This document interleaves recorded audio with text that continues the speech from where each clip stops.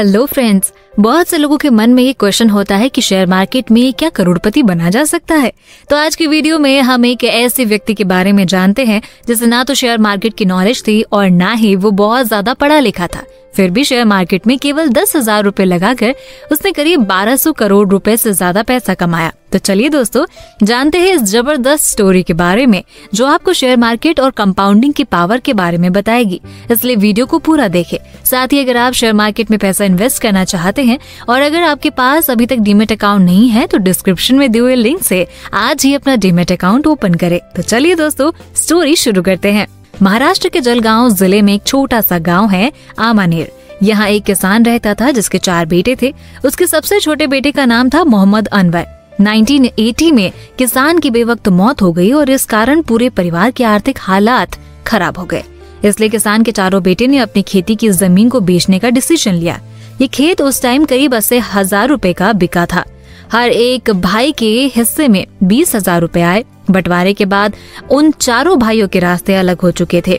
एक भाई ने गांव छोड़ दिया और 2 भाई वहीं गांव में दुकान खोलकर अपना काम शुरू कर दिए। लेकिन सबसे छोटे भाई मोहम्मद अनवर को कुछ समझ नहीं आ रहा था कि वो इन पैसों का क्या करे, क्योंकि उसे खेती ही करना आती थी और खेती की जमीन उसके पास थी नहीं। तो उसने एक चाय की टपरी लगा ली। एक दिन एक स्टॉक ब्रोकर मुंबई से आया। उसका नाम सतीश शाह था। वो उसकी दुकान पर रुका क्योंकि उसको कुछ पूछना था। सतीश शाह ने बताया कि वो स्टॉक ब्रोकर है और अपने एक क्लाइंट के लिए विप्रो कंपनी के जितने हो सके उतने शेयर लेने गाँव में आया है। दोस्तों, अब आपको लग रहा होगा कि विप्रो कंपनी के शेयर खरीदने के लिए एक छोटे से गाँव में कोई क्यों आएगा, तो इसे अच्छी तरह से समझते हैं। विप्रो कंपनी की शुरुआत 1945 में महाराष्ट्र के इसी आमानेर गांव में हुई थी। विप्रो के फाउंडर अजीम प्रेमजी के पिता मोहम्मद हुसैन ने अपने कंपनी की पहली फैक्ट्री इसी गांव में लगाई थी, जो कि साबुन और वेजिटेबल ऑयल बनाती थी। ये तभी से western India vegetable product limited यानी कि विप्रो कहलाती है। इस गांव में कई लोगों के पास विप्रो के बहुत सारे शेयर थे। खास बात यह है कि 1970 के दशक में इनमें से ज्यादातर शेयर कम कीमत पर दिए गए थे। हजारों शेयर तो उपहार में बांटे गए थे। इस गांव को आज भी टाउन ऑफ मिलेनियर्स भी कहा जाता है, क्योंकि आज भी इस गांव में ऐसे बहुत सारे लोग हैं जिनके पास विप्रो कंपनी के शेयर हैं। तो दोस्तों, चलिए अनवर चाचा की स्टोरी की तरफ लौटते हैं। अनवर और सतीश शाह के बीच बातों का सिलसिला आगे बढ़ा और अगले 15 मिनट में सतीश शाह ने अनवर को समझाया कैसे शेयर खरीद के आप कंपनी के मालिक बन सकते हैं। सतीश शाह की बातें मोहम्मद अनवर को काफी दिलचस्प लगी और वो मीटिंग 30 मिनट और चली। अनवर ने सतीश शाह को विप्रो कंपनी के शेयर खरीदने में मदद की।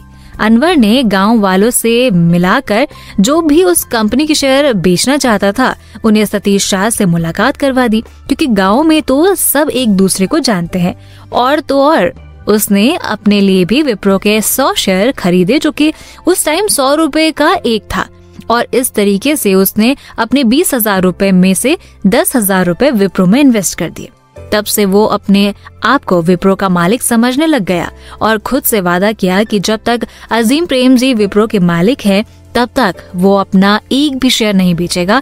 और उसके शेयरों की कीमत आज करीब 1024 करोड़ रुपए से ज्यादा की हो गई है। साथ ही उसके 100 शेयर बढ़कर 2 करोड़ 56 लाख हो गए। तो दोस्तों, समझते हैं कि ये मिरेकल कैसे हुआ। विप्रो ने 1980 से लेकर अब तक कई बार बोनस और स्टॉक स्प्लिट्स किए हैं। तो चलिए देखते हैं कि सिर्फ 10,000 रुपए के इन्वेस्टमेंट यानी 100 शेयर से अनवर के पास अब ये शेयर बढ़कर 2 करोड़ 56 लाख कैसे हो गए। मोहम्मद अनवर ने 1980 में 100 रुपए प्राइस पर 100 शेयर खरीदे।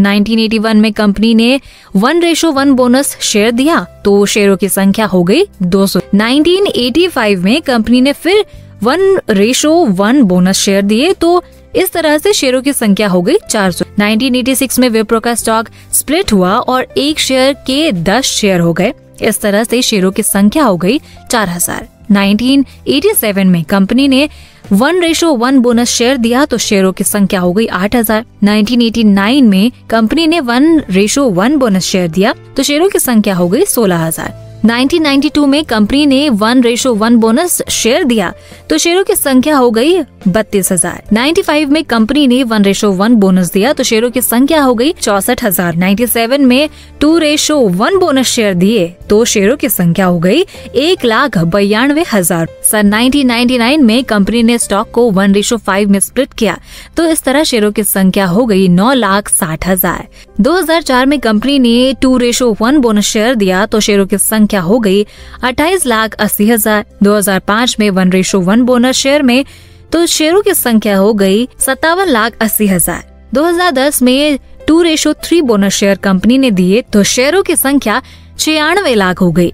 2017 में फिर से कंपनी ने 1:1 बोनस शेयर दिए तो शेयरों की संख्या हो गई 1,92,00,000। इसी तरह 2019 में कंपनी ने 1:3 बोनस शेयर दिए तो शेयरों की संख्या हो गई 2,56,00,000। और दोस्तों, आज विप्रो के एक शेयर के प्राइस 400 रुपए के आसपास है तो कुल वैल्यू हुई 400 इंटू 2.56 करोड़ इजिकल टू यानी कि 1,024 करोड़ रुपए। इतना ही नहीं, इसमें कंपनी का डिविडेंड शामिल नहीं है। अनवर ने इन सालों में करीब 180 करोड़ रुपए डिविडेंड भी कमाया। तो दोस्तों, अब आप समझ गए होंगे कि शेयर मार्केट और कंपाउंडिंग में कितनी ताकत होती है। इसीलिए एल्बर्ट आइंस्टाइन ने कहा है, compound interest is the 8th wonder of the world.